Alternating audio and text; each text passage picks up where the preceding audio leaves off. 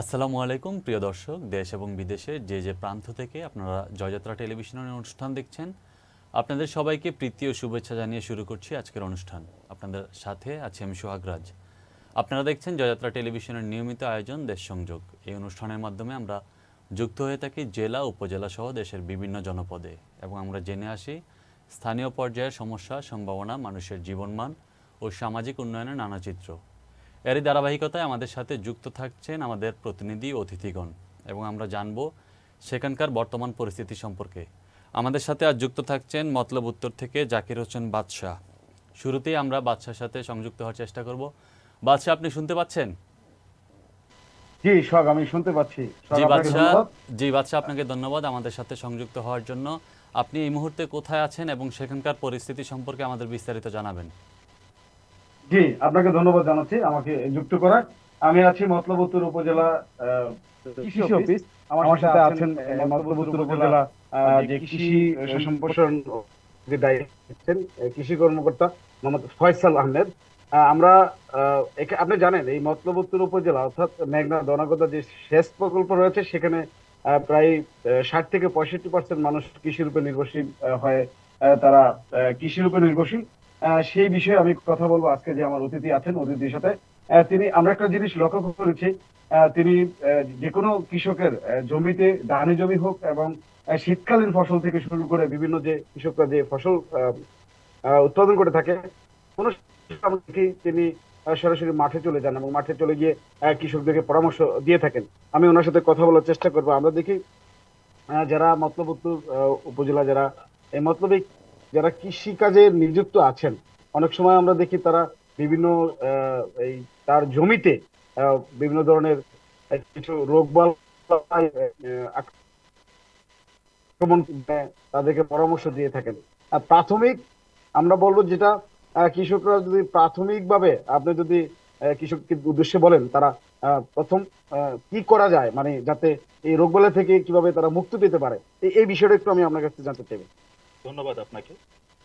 যে কোনো বিষয়ে রোগের প্রতিকার করা সহজ হয় যদি আমরা আগে ধরতে পারি, সেই কারণটা খুব গুরুত্বপূর্ণ বিষয়। তো আমি কৃষক ভাইদের উদ্দেশ্যে প্রথম যে বিষয়টা বলবো, যে যখনই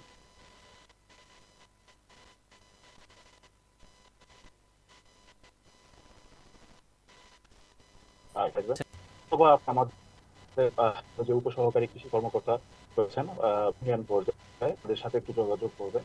তো সেই ক্ষেত্রে যদি আমরা প্রথমে নির্ণয় করতে পারি, সাথে আমরা যে ওষুধটার আপনাকে সেটা যদি আপনি দেন, তাহলে আপনি অবশ্যই সেই জিনিস সেই রোগের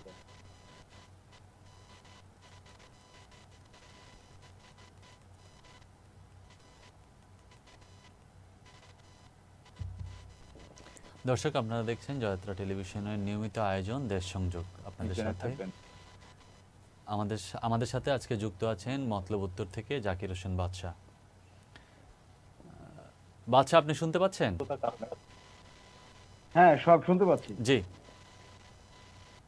জলাবদ্ধতার কারণে একটা বড় সমস্যা দেখা দিয়েছে। তো সেই কারণে ধানের বেশ কিছু রোগবালাইয়ের আক্রমণ হয়েছে। বিশেষ করে পাতা মোড়ানো পোকার আধিক্য দেখা গিয়েছে, মাজরা পোকার সমস্যা দেখা দিয়েছে, তারপরে বাদামি গাছ ফড়িং, সবুজ গাছ ফড়িং, এই সমস্যাগুলো দেখা দিয়েছে। রোগের মধ্যেও কিছু সমস্যা রয়েছে, যে আমাদের আহ, বা- আহ, পাতা ঝলসানো রোগ রয়েছে, পাতা পাতা পোড়া রোগ রয়েছে, ফুল পোড়া রোগ রয়েছে, গোড়া পচা রোগ, এই সমস্যাগুলো রয়েছে। আসলে এখন এগুলোর ক্ষেত্রে আমরা কৃষকদেরকে প্রাথমিকভাবে বলেছি যে তারা পানিটা সরানোর ব্যবস্থা করার জন্য। কিন্তু যে সমস্ত জায়গায় জলাবদ্ধ ছিল, সেই সমস্ত জায়গায় আসলে পানিটা সরানো সম্ভব হয় নাই। বিধায় অনেক জায়গায় আসলে আমরা কাঙ্ক্ষিত লক্ষ্যমাত্রা আমাদের বা কৃষক ভাইদের যে কাঙ্ক্ষিত ফলনটা, সেই ফলনটা আসছে মতলব না। উত্তরে মেঘনা দনাগতাতে সর্বমোট কত হেক্টর জমিতে কৃষি চাষ করা হয় বর্তমানে? আমরা যেটা এস্টিমেট করতে পেরেছি, প্রায় 5,500 থেকে 6,000 হেক্টর জমিতে আমাদের সেচ প্রকল্পের আওতায়, বাঁধের ভিতরে বা মেঘনা ধনাগদা সেচ প্রকল্পের আওতায় এখানে চাষাবাদ আবাদ করা হয়, বিভিন্ন বিভিন্ন ফসলের আবাদ করা হয়। উম, আর আপনার যেটা জানি, আমাদের এই দনাগদার বেড়িবাঁধের ভিতরে যে জমি আছে, আমরা তিনটি ফসল আমরা জি, উৎপাদন করে থাকি এবং কৃষকরা তিনটা ফসল পেয়ে থাকে। জি। বেড়িবাঁধের বাইরে কিছু চরাঞ্চলে জমি আছে, আসলে সেখানে তারা সবচেয়ে কি উৎপাদন করলে তারা লাভবান হবে আপনি মনে করছেন? আমরা তো বিভিন্ন জায়গায় বিভিন্ন সময় গিয়েছিলেন, আমরা জি, দেখেছি। বেড়িবাঁধের বাইরে যে জমিগুলো রয়েছে সেখানে আসলে রবি ফসলটা বাদে তেমন কোনো ফসল করার সুযোগ হয় না। সেখানে দেখা যায় যে বেড়িবাঁধের বাইরে থাকার কারণে তারা আসলে সেই সুযোগটা বা সুফলটা থেকে বঞ্চিত থাকে। সেই ক্ষেত্রে দেখা যায় শুধুমাত্র রবি মৌসুমের হয়তো হয়তো তারা বোরো ধানটা করতে পারে, এবং আলু, বোরো ধান বা এই মানে কিছু চরাঞ্চলে কিছু শাকসবজি এই এই এই এই প্রক্রিয়াগুলো করতে পারে। এরপরে তারা অধিকাংশ দেখা যায় যে বন্যা আমনের সাথে সম্পৃক্ত, পানি চলে আসার কারণে। তো সেইটা আসলে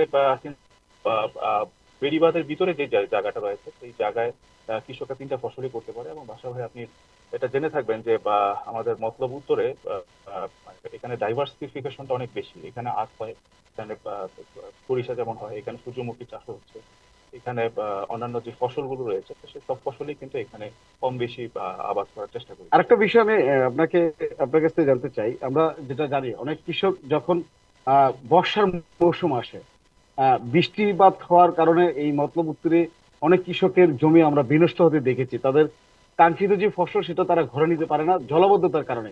আসলে এই জলাবদ্ধতা নিরসনে মতলব উত্তরে কোনো উদ্যোগ নিয়েছে কিনা, আপনি এই বিষয়ে জানেন কিনা? ধন্যবাদ আপনাকে। সবসময় এটা জলাবদ্ধতা একটা বড় সমস্যা এখানে। এখানে পানি সেচের চ্যানেল গুলো রয়েছে, সেই চ্যানেল গুলো কিছুটা আসলে মাটি পড়ে যাওয়ার কারণে বা প্রচুর পরিমাণের কারণে কিছুটা জলাবদ্ধতা তৈরি হয়।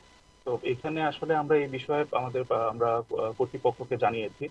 এক ধরনের সেচ প্রকল্পে যারা, তারা আমাদেরকে আশ্বস্ত করেছে এবং তারা এই ব্যাপারে প্রয়োজনীয় পদক্ষেপ গ্রহণের চেষ্টা করছে। আরেকটা বিষয় হচ্ছে যে এখানে জলাবদ্ধতার কারণে আমাদের এখানে আমাদের এইবার এই আমন মৌসুমে আমাদের প্রায় 384 হেক্টর জমি কিন্তু আপনার আমনের আবাদের আওতায় আসে না। তো এটা আসলে কৃষকের জন্য একটা বড় ক্ষতি আমি মনে করি। এটা থেকে জায়গা থেকে আমরা বের হওয়ার জন্য আমরা তাদের সাথে কত অনেকগুলো সংলাপেও বসেছিলাম।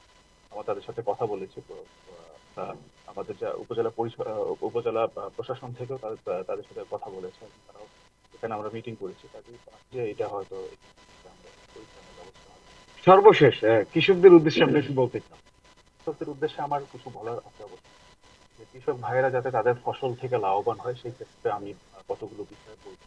যে আমাদের ধান সামনে আসন্ন যে বড় মৌসুমে যে প্রস্তুতি চলছে, সেখানে আমি তাদের উদ্দেশ্যে বলতে চাই যে যেসব জায়গায় পানি সেচের সমস্যা নেই এবং যেসব জায়গায় করার সুযোগ রয়েছে, সেখানে ধানের যে আধুনিক জাতগুলো রয়েছে, ধান 89, ধান 93, ধান 96, ধান 100, ধান 101, ধান 102, 104, এই ধানগুলো যদি তারা করতে পারে তাহলে ফলনটা অনেক বেশি হয়। এগুলো উচ্চ জাতের ধান এবং উচ্চ ফলনশীল। আর কিছু ধান রয়েছে যেমন হাইব্রিড জাতের, সেগুলোতে যদি তারা করতে পারে তাহলে সেটাও খুব ভালো ফলন হয়। তবে একটা বিষয় হচ্ছে যে হাইব্রিড করার ক্ষেত্রে যে চারার বয়সটা খেয়াল রাখতে হবে। তো সেই ক্ষেত্রে 20 থেকে 25 দিনের চারাটা যদি তারা লাগায়, হাইব্রিডের ক্ষেত্রে সেটা ভালো একটা রেজাল্ট আসবে। আর যদি উফশি করতে হয় তাহলে সেক্ষেত্রে চারার বিষয়টা মাথায় রাখতে হবে, 35 থেকে 40 দিনের বেশি যেন চারার বয়সটা না যায়। আর হাইব্রিডের ক্ষেত্রে চারার বয়সটা যদি বেশি হয়ে যায় তাহলে ফলনটা খুব বেশি পরিমাণে কমে যায়। উফশির ক্ষেত্রেও ফলনে এফেক্ট হয়। কাজে চারার বয়সটা গুরুত্বপূর্ণ বিষয়। আমরা আলু, যারা আলু করে তারা আলুর জন্য যারা জমি প্রস্তুতি নিচ্ছে তারাও, তাদের জন্য আমাদের শুভকামনা থাকবে। এবং বিআরআই বেশ কিছু উন্নত জাতের আলু আবিষ্কার করেছে বা বাজারে রিলিজ করেছে। যেমন এর মধ্যে বিআরআই 91 একটি, এটি হচ্ছে যে আর্লি ব্লাইট এবং লেট ব্লাইট এটার প্রতিরোধী ভ্যারাইটি। এবং আমরা দেখেছি যে মড়ক রোগের যেই সমস্যাটা আলুতে থাকে এটা প্রতিরোধ জাত। আরেকটা বিষয় হচ্ছে যারা মড়কের কারণে অনেক সময় আলুতে অনেক সমস্যা দেখা যায়, নাভি, আমরা এই ক্ষেত্রে সব 15 তারিখের মধ্যে লাগানো যায়। আর্লি আর্লি ব্লাইট এবং লেট ব্লাইট পটেটো এগুলো থেকে রক্ষার একটা বিষয় চলে আসে। আমরা ভুট্টার ব্যাপারেও উৎসাহিত করি। ভুট্টাতে অনেক লাভ হওয়ার কারণে কৃষকরা এখন ভুট্টার দিকে অনেক বাড়ছে এবং উচ্চ মূল্যের ফসল হিসেবে সেটা সাদরে গৃহীত হচ্ছে। ভুট্টার ক্ষেত্রে একটা বড় সমস্যা থাকে ফল আর্মিওয়াম পোকার। তো এই পোকাটা যখনই দেখা যাবে তখন সেক্ষেত্রে সাথে সাথে যেন কৃষক ব্যবস্থা গ্রহণ করে এবং এটা ফসলটাকে বিনষ্ট করতে এটা আহ, পরিপক্ক অবস্থাতেই পোকার যদি আক্রমণ হয়ে থাকে তাহলে ফসলের বেশ ক্ষতি সাধন হয়ে থাকে। এছাড়া সরিষা যারা আবাদ করবেন বা করছেন, সরিষার ক্ষেত্রে আমাদের পরামর্শ থাকবে যাতে সরিষাতে পাতা ঝলসানো রোগের একটা সমস্যা থাকে, সেই ক্ষেত্রে তারা যাতে অনুমোদিত মাত্রায় কীটনাশক ব্যবহার করে এবং এবং আমরা ডালের ক্ষেত্রে যে বিষয়গুলো বলি, যারা ডাল ফসল করবেন, করে যারা রবিতে মুগ এবং খরিফে যারা মুগ করেন, তারা বাড়ি মুগ 6, এটা খুব উচ্চ ফলনশীল আধুনিক একটা ভ্যারাইটি, এবং এটা আপনারা করতে পারেন। এবং এই ক্ষেত্রে দেখা যায় মুগের ক্ষেত্রে যে বড় সমস্যাটা,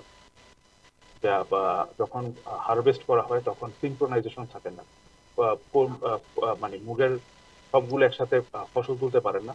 তো বাড়ি মুগ 6 এটা যদি করেন তাহলে আপনারা এই ঝামেলা থেকে পরিত্রাণ পাবেন, এবং সেই সাথে মোজাইক রোগ যেটা মুগের ক্ষেত্রে থেকে থাকে, সেটা মোজাইক প্রতিরোধী।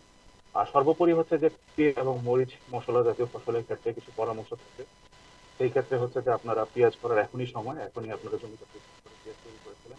আরেকটা হচ্ছে যে রসুনের ক্ষেত্রে বিনা চাষে রসুন, এটা আপনারা করতে পারেন। এটাতে একটা ভালো রেজাল্ট আসে, বা যেহেতু চাষ লাগে না, যেহেতু খরচ কিছুটা বেঁচে যায়। বিশেষ করে যে যেসব জমিতে পতিত থাকার অনেক পতিত বা অল্প সময়ের জন্য পতিত থাকে, সেই জমিগুলোতে আপনারা রসুন করতে পারেন।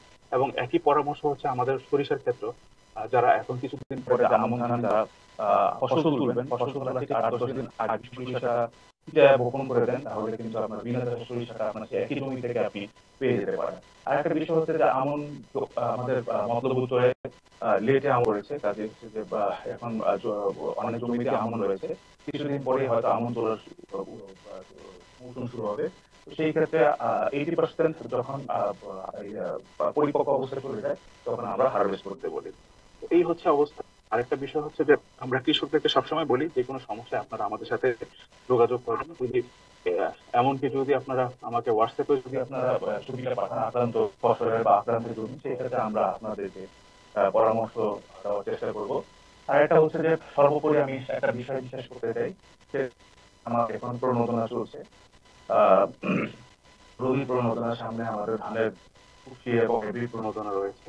তো সেই সকল ক্ষেত্রে আমরা চেষ্টা করছি এবার যে একই কৃষক যাতে বারবার না পায়, এবং সর্বোচ্চ সংখ্যক কৃষককে আমরা প্রণোদনার আওতায় আনার জন্য চেষ্টা করছি। তো যদি এমন কোনো কৃষক থেকে থাকে যারা কখনো প্রণোদনা পায়নি বা প্রণোদনা বঞ্চিত হচ্ছে, প্রকৃত কৃষক, দরিদ্র কৃষক, হত দরিদ্র কৃষক, তারা যদি আমার অফিসে যোগাযোগ করে, আমি চেষ্টা করবো তাদেরকে। অর্থাৎ যারা সঠিক কৃষক, কৃষির উপর নির্ভরশীল, যারা কৃষি কাজ করে তাদের জীবিকা নির্ভর করে, এই কৃষক যারা বাদ পড়ে থাকে তাদেরকে প্রণোদনা আওতায় আনে।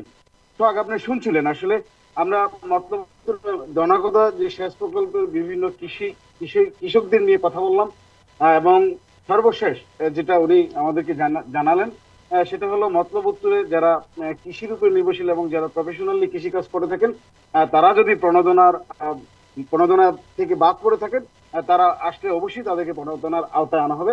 আমার কাছে উত্তর উপজেলা থেকে সর্বশেষ যে সংবাদ ছিল সোহাগ। জি বাদশা, আপনাকে ধন্যবাদ এতক্ষণ আমাদের সাথে সংযুক্ত থাকার জন্য। দর্শক, এই ছিল আজকের মতো আমাদের দেশ সংযোগ। আমাদের পরবর্তী অনুষ্ঠান দেখার আমন্ত্রণ জানিয়ে বিদায় নিচ্ছি। আল্লাহ হাফেজ।